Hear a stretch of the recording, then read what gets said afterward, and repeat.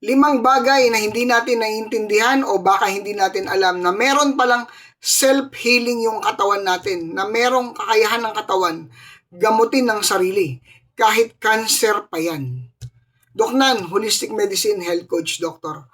Alam mo bang itong katawan natin na to, napakagaling na to, na hindi ito kayang tumbasan ng teknolohiya ng tao. Hayaan nyo pong explain ko sa inyo itong 5 napaka-importanteng bagay na kahit cancer pa yan, kaya pong gamutin ng katawan natin mismo. Kung educated tayo at ibibigay natin ang kailangan ng katawan. Self-healing, hindi natin masyadong pinapansin, pero ito po yung 5 katotohanan sa self-healing ng katawan ng tao. Number 1, merong automatic intelligence system ang katawan natin, ang isip natin. Alam niya, naiintindihan yan kung ano yung mali sa katawan natin. Alam niya mag-repair, inaayos niyan ang katawan. Okay? Lahat ng mali ng katawan natin, trace ng utak natin. Pero ang totoo, hindi natin na ibibigay yung kailangan ng katawan na nutrisyon at paano ma-absorb ito. So dapat doon pa lang, i-condition natin yung mind natin. Dapat educated po tayo pagdating sa kalusugan. Dahil yung utak po ang nagko-command ng repair ng katawan. Okay? So ano pa? Meron po itong cellular regeneration. Ibig sabihin, ang katawan ay may trillions of cells na pagpatuloy na nagre-repair. Nagpapalit. Halimbawa po yung skin natin, no, may 28 days po 'yan para nagpapalit, no, yung mga selula ng katawan natin. Ang liver may kusang nagre-regenerate ang liver. Yung blood cells natin, yung dugo natin, napapalitan niya 90 to 120 days. Nagpapalit po tayo, namamatay, may bagong dugo na bubuhay, no? Yung ating pong bone, okay? Kayang mag-heal kahit naputol yung bone natin, nakita nyo? Ipagdikit mo lang yan, nagre-repair yan. Kahit ano po yung pinaka-advanced na robot, wala pong kakayahan mag-regenerate na tulad ng katawan natin. So, ibig sabihin, wala pong kakayahan yung tao gawin yung nagagawa ng human body or ng self-healing. Okay? Number 3, stem cells. Okay? Ito po yung pinaka-master repair ng katawan natin. May sarili pong stem cells yung katawan, no? Sa mga muscles natin, sa nerve, sa blood, sa tissue, kusa po yung nagre-repair kung ibibigay lang natin at na-activate natin yung katawan natin, na ibibigay natin yung sarili. Stem cell po nasa loob ng katawan natin yan. Hindi po tayo kailangan maghanap pa ng kung ano-anong stem cells na product. Ibigay natin yung kailangan ng katawan. Kusa po niya ma-activate yung stem cells natin. Okay? Yan, DNA repair. Alam po ba natin na magre-repair ang DNA ng natural? Ang bawat cell ay may DNA repair mechanism araw-araw.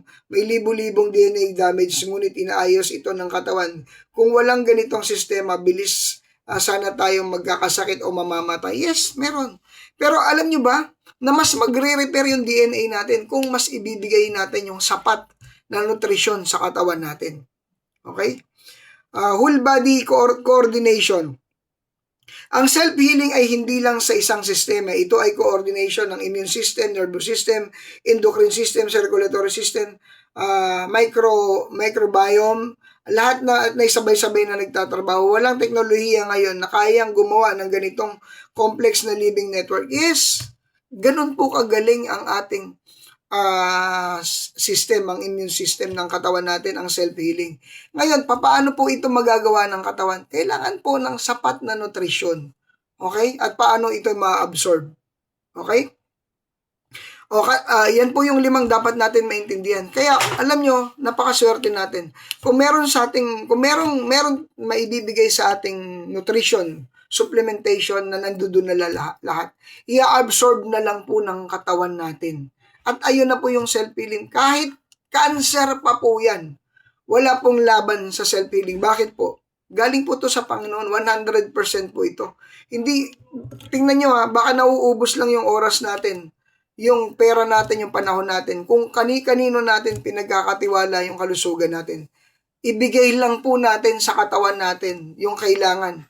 Andyan na po yung self-healing. Kusa po yan sa katawan natin magre-regenerate at kusa magtatrabaho. Tingnan nyo example ha, kapag nagkasugat po kayo sa balat, magka-blood, nag-blood clot, di ba kusang tumitigil?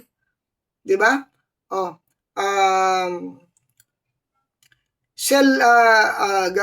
gagawa po yan ng bagong tissue. Magre-remodel yan, gagawa ng panibago, no? At yung buong proseso na yan, automatic po yan ginagawa ng katawan. Paano, anong kailangan para mag-automatic? Ibigay lang po natin yung kailangan ng katawan palagi. Nutrition.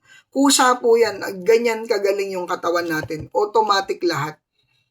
Okay? Tingnan nyo to ha.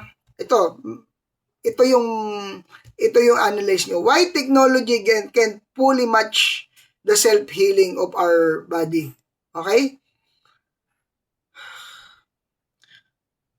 Yes, yung mga surgery na yan, medicine, artificial organs, prosthetic, pero wala po yung sariling repair. Okay, hanggat maaari po, wag natin dalahin yung katawan natin sa surgery, no, maliban na lang kung tayo ay maaksidente. Bakit po? Kusa po yan nagre-repair. Kailangan lang iwasan natin yung mga toxic element, materials na pinapasok natin sa katawan natin. Kaya nga po, napaka-importante ng guidance.